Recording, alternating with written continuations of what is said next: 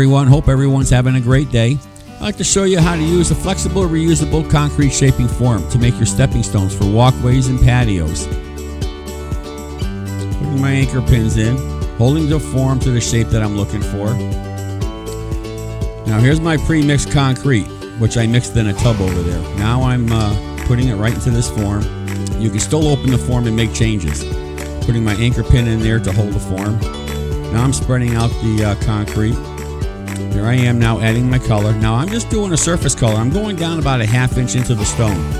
There's no need to go through the whole stone, not unless you plan on breaking the stone in half. All right, now I'm going to remove the form, and the form will come right out. And if you have any problems, you can always fix it later. Now here I am touching up the sides. There we go. That's looking good. That's perfect. And now you could do this. This is easy. This is not hard.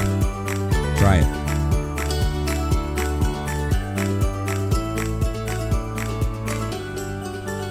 I hope you enjoyed watching this unique way of creating beautiful garden stepping stones. Please like and share with your friends. Subscribe and take care. We'll see you soon.